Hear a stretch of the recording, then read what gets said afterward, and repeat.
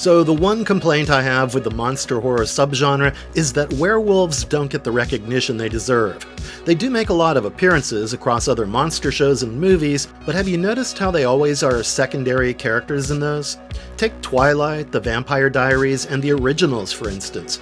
The main plot revolves around vampires, and werewolves are mostly used as plot devices. Even the Underworld franchise was more vampire-heavy, despite Lycans being part of the central conflict.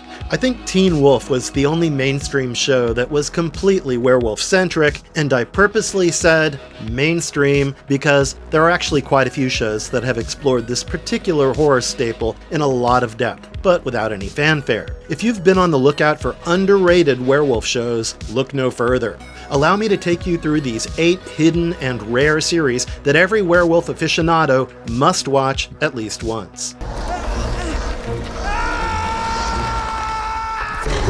The Order, 2019 to 2020. This Netflix show was canceled after only 2 seasons for mixed reception, which was a little unfair, but hey, sometimes we can't have good things. Ah well. Created by Dennis Heaton, The Order took a fresh look at supernatural conflicts by pitting werewolves against practitioners of the dark arts. This was really what caught my attention, because vampires versus werewolves have become just too overused at this point. This show also features a campus-style setting where college student Jack Morton, played by Jake Manley, joins the covert society known as the Hermetic Order of the Blue Rose to learn dark magic. This initiation, however, entangles him with werewolves, and he sets out on a mysterious journey to discover hidden family secrets. It does start out as a college drama, but very soon it starts to blend genres and just leaves the audience begging for more. The trick here is to keep watching it, and you'll eventually reach the point where it stops feeling too teenagey and becomes more focused on lore. What stood out to me the most was the nuanced take on the werewolf curse. We either see lycanthropy characterized as some kind of blessing or a punishment, with characters not having enough control over their animalistic side. In The Order, it's not viewed as any extreme, and most of the werewolves are not your typical monsters who lose all sense whenever there's a full moon in the sky. The show also explores the werewolf myth in a lot of detail, and although this makes it a little boring and drawn out at times, I'm sure that veteran fans will appreciate the attention to detail. Another plus point is its unique blend of humor, which didn't come off as cringeworthy at all. It truly feels goofy, and that helps break the tension during some scenes. Some fans on IMDb have compared it to Game of Thrones, saying that The Order didn't hesitate to kill off characters in the most surprising ways. That being said, I firmly believe we could have had at least another season if the script was paced well. The thing is, 10 years back, this genre was all the rage, and even certain suboptimal shows became massive sensations simply by riding that wave. The Order would have been at the same level as Teen Wolf or The Vampire Diaries if it had come out back then. In recent years, the bar is higher, and simply having a good-looking cast is not enough to salvage a show. On Rotten Tomatoes, where approval ratings are around 7 out of 10, most reviews mention how the concept itself was very interesting, and with a little more chemistry from the leads, it could have easily been a top-tier show. Nevertheless, it's still worth a shot because the one thing this show is not is boring. It falls just short of greatness, unfortunately, but overall is a solid werewolf-centric series. Hemlock Grove, 2013 to 2015. This is the kind of show you either love or hate with a passion. To be honest, it had everything it needed to become one of the most well-known series in the subgenre, but somehow that itself was its downfall. They blended sci-fi, horror, thriller, gore, and a bunch of other themes to create something so bizarre that I don't even have any particular adjective to describe it adequately. Is it interesting? Absolutely. Is it exceptional? It is not. But as I said, this is the kind of show that you either come to love or simply can't stand, so I recommend that you take a look at it. The action is centered around the town of Hemlock Grove in Pennsylvania, where the very first thing you'll notice is income inequality at its worst. The town's steel mill had closed prior to the events of the show, forcing people out of jobs, and at the start of the series, the Godfrey Institute for Biomedical Technologies and Hemlock Acres Hospital are stated to be the main employers of the townsfolk. Season 1 opens with the brutal deaths of 2 young girls, with all fingers pointing towards the town's resident gypsy, Peter Romanchek. People believe he is a werewolf, which he is, but he is not the killer everyone is looking for. So he sets out to find the culprit and is joined by Roman Godfrey, played by Bill Skarsgård, who is the heir to the wealthiest family in town, which just happens to own the aforementioned hospital too. Then there is the beautiful but very strange Letha Godfrey, who claims that the father of her unborn child is an angel from heaven. Olivia Godfrey, played by Famke Janssen, heads the Godfrey Institute and is rumored to run sinister experiments on humans. You see what I meant when I said there's just so much happening in this series? One user of IMDb aptly described it as the X-Files meets American Horror Story meets Twin Peaks. There is certainly a lot to like about Hemlock Grove, especially the performances of the cast.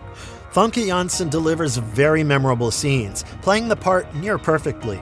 The werewolf transformations here are also very gory and disturbing, not the usual shredding of clothes and enlarging of limbs that we usually see elsewhere.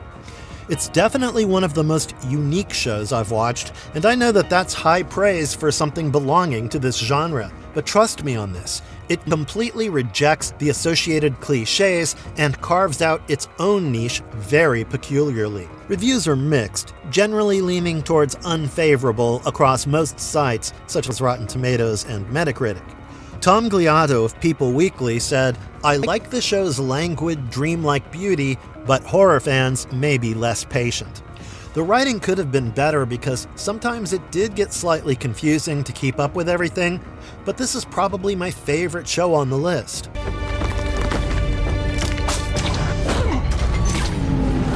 Bitten, 2014 to 2016. Based on Kelly Armstrong's Women of the Otherworld books, Bitten revolves around Elena Michaels, played by Laura Vandervoort, a female werewolf who juggles her family obligations as a werewolf along with her hopes of having a normal life with her human boyfriend. The main focus here is the politics involved within the pack itself, as Elena's very existence threatens the status quo of werewolf society. It doesn't have the explicit nature of True Blood, but it comes very close because Bitten certainly sexualizes the characters, maybe a bit more than needed. In one sense, that's probably what made it so popular in Canada. In the show, Elena is turned into a wolf by her ex-fiancé, but she wants nothing to do with this new identity, so she moves to a new city and takes up work as a photographer. However, trouble creeps up on her soon enough when her pack starts to come across a bunch of bodies. This brings her back to the place and the man she so desperately wanted to leave behind, and onto a path of self-discovery. Vandervoort is hands down the best part of the show, not just because of her performance, but also in terms of the character she plays. Usually, most female characters in supernatural shows are mostly vampires, fays, or creatures that are generally considered more, petite. Werewolves, by definition, are more aggressive and physically imposing, so watching Elena was a breath of fresh air.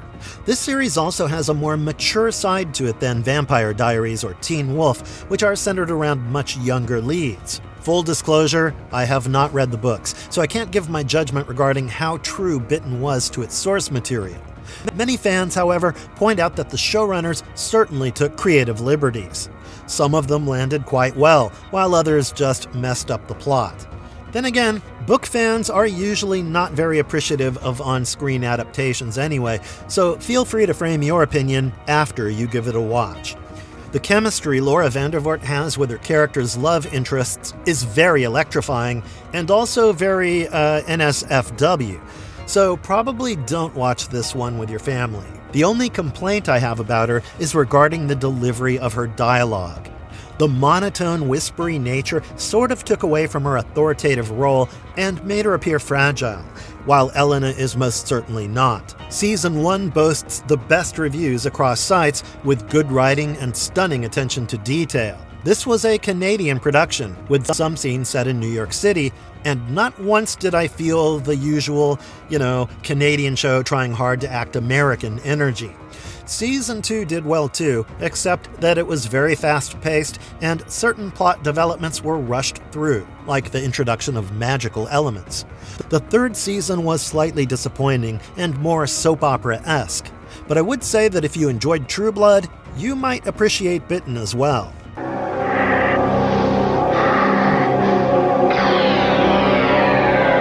Werewolf, 1987 to 1988. Running from July 1987 to May 1988, Werewolf was one of the very first programs aired on the Fox network.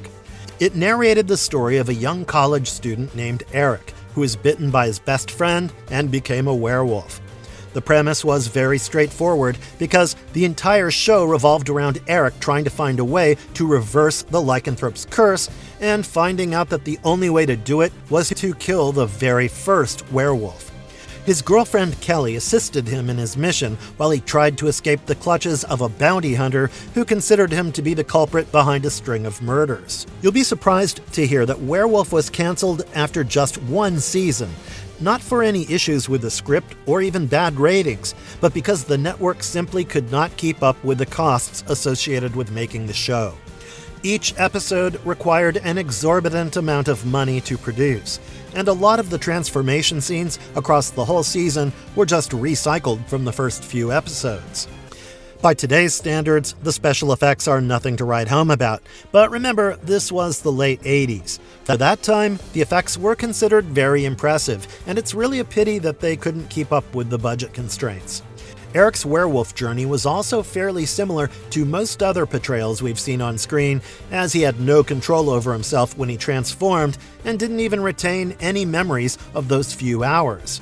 However, the very obvious plot hole was the fact that even while he was a mindless beast, he somehow only preyed on the villainous characters and never hurt any innocent people. The show didn't explain this clearly, but it was hinted that Eric was, in a way, able to choose his victims subconsciously, even as a werewolf, because there was some goodness in him, which would erode if he did not manage to reverse the curse. Unfortunately, since the show was canceled, we never really saw Eric achieve his goal.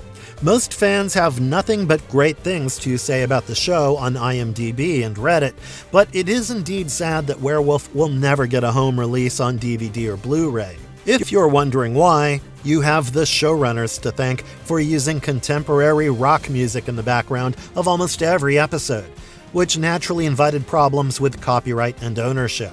However, there have always been good Samaritans in this world who recorded the episodes on VHS. You can also check out the 6-issue comic book series that Blackthorn Publishing released in 1988, based on the show.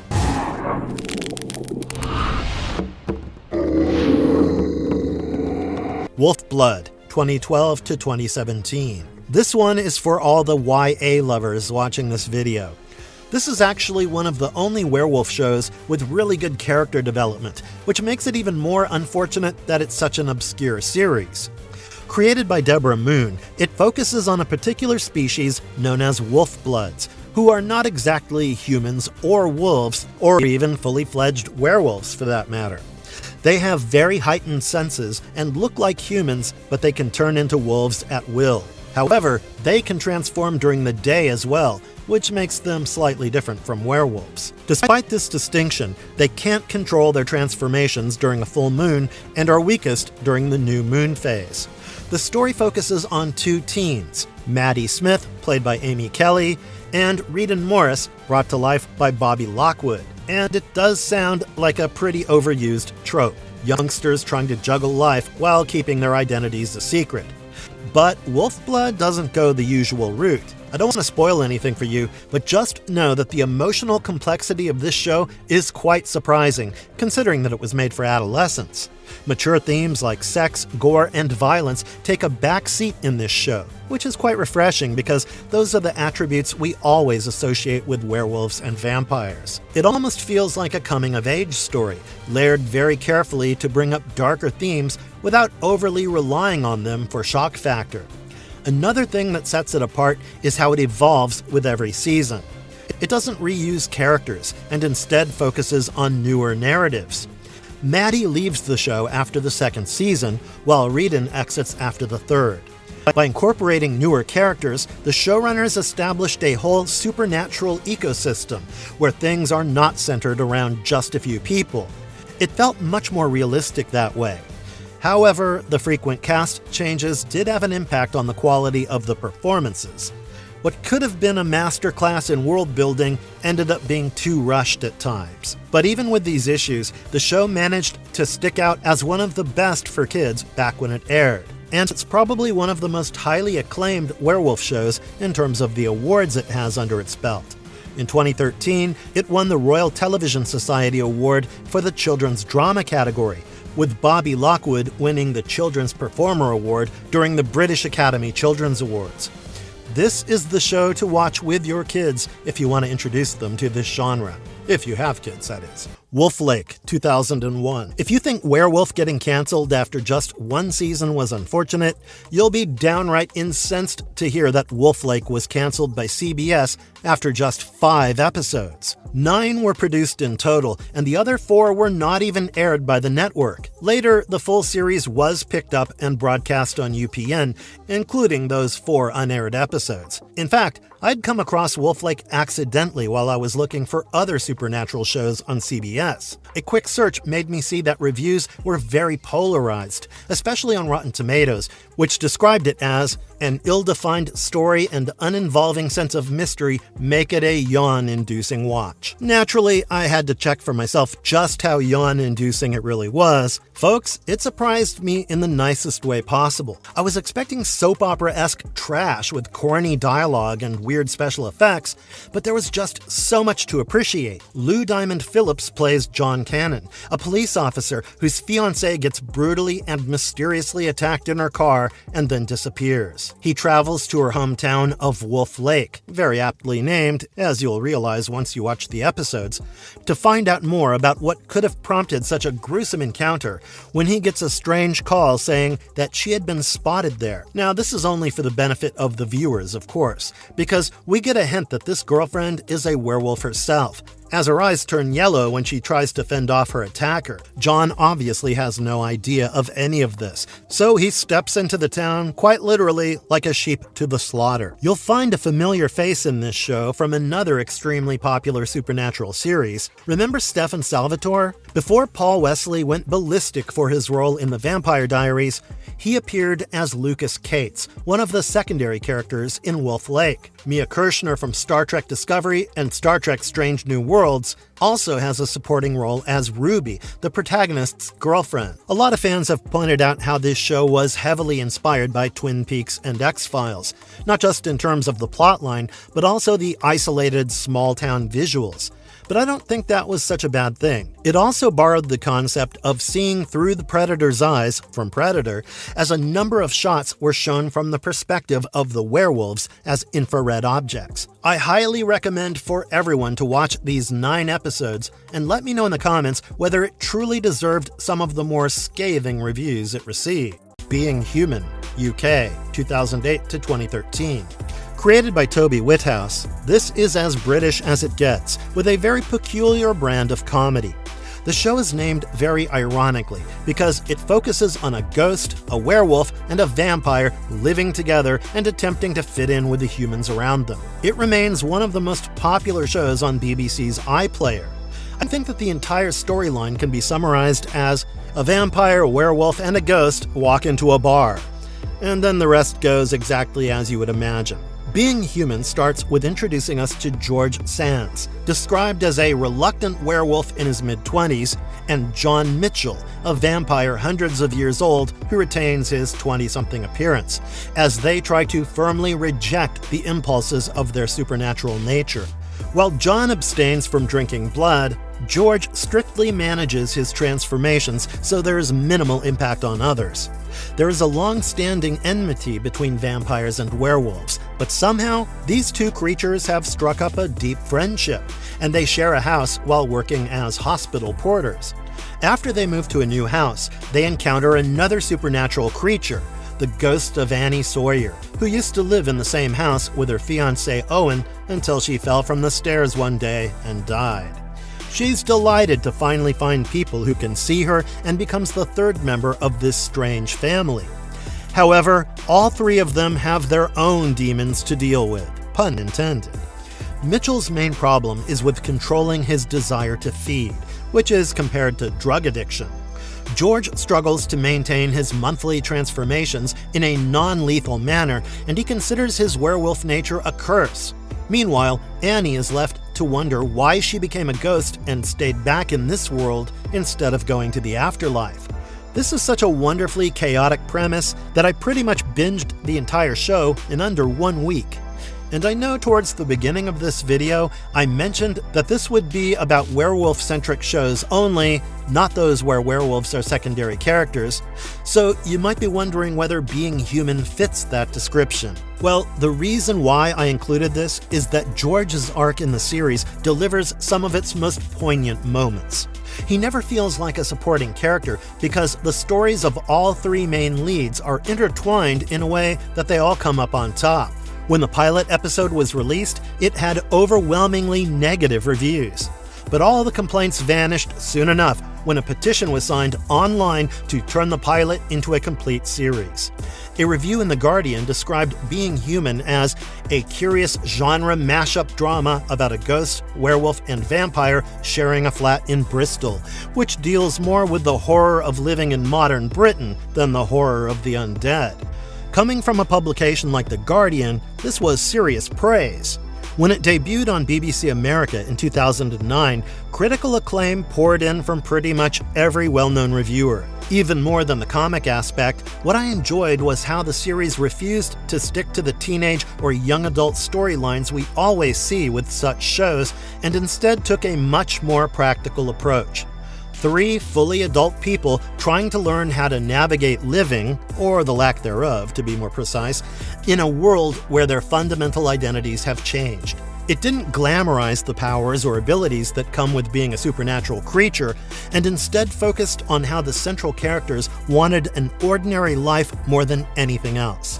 Being Human won the Best Television Drama Series at the Writers Guild of Great Britain Awards consecutively in 2009, 2010, and 2012.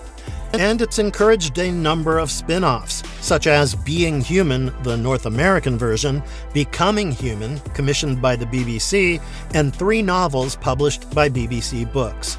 If you must watch just one show out of all 8 mentioned in this video, make it this one.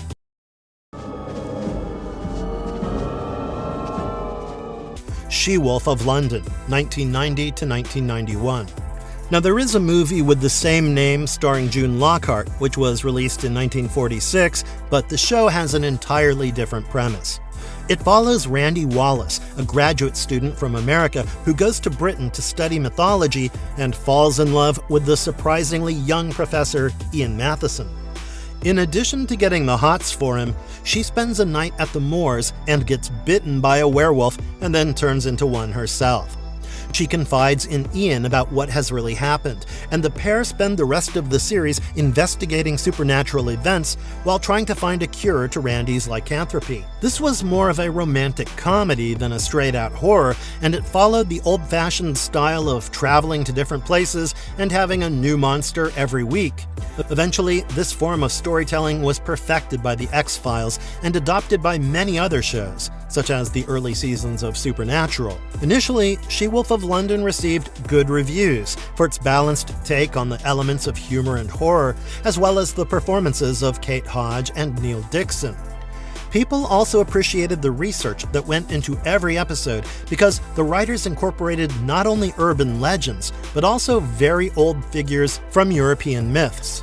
One of the most popular episodes of the show, titled The Juggler, was released just before Halloween of 1990. It portrayed an ancient satanic cult trying to get revenge on an English reverend after they were evicted from the Church of All Saints on All Hallows Eve. In order to get their point across, the leader of the cult summoned an ancient French demon known as the Bell Ringer, or the Juggler, who preys exclusively on children during Halloween. This demon then terrorized Liza, the Reverend's daughter, before Randy and Ian managed to stop it from inflicting further damage.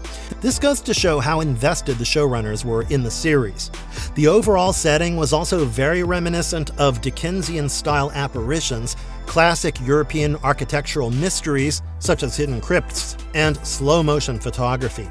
There's a very vintage feel to it for sure, and it was surprisingly open about using sexual references a lot. This wasn't uncommon in European shows at the time, but was not as openly accepted in non-cable television programming in the United States. All was well and good until the middle of the first season, when Britain-based HTV withdrew its financial backing. This forced the show to lower its budget, and the titular she-wolf of London had to go back to her native California, where the final 6 episodes of the series were shot. It was rechristened as Love and Curses instead of the original title, and Neil Dixon's character was hastily dismissed from his position as a professor of mythology in Britain. And so he moved to LA to become the host of a talk show about all things supernatural. Randy remained a werewolf, but her appearance was changed considerably, and not for the better, if you ask me. This new series was heavily ridiculed because even if the original show dealt with certain strange concepts, Love and Curses was just completely nonsensical. The joint US-UK production ended with the 6th episode. The original show was honestly really well written, with the right blend of wit, horror, and drama, but I really wish the whole Love and Curses thing had never happened. She-Wolf of London would have remained an old-fashioned classic had it not been besmirched by that. The loss of the distinctly English nature and atmosphere really hurt the show. I'm sure it would have been taken up by another network otherwise. The big-budget titles have their merits. I'm not going to discredit anyone here, but there is a reason why the utterly obscure shows we stumble across at 1 a.m. are the ones that we end up being the most fond of. These titles might send you down a very unexpected rabbit hole, far away from the flashy, perfectly groomed werewolves with chiseled jawlines that you're used to seeing on the big screen. Maybe those will be the ones that will stay with you long after the fandom hype has died down. And to close out, if you want more deep dives like this one, you know where the subscribe option is, right? Press it. Adios.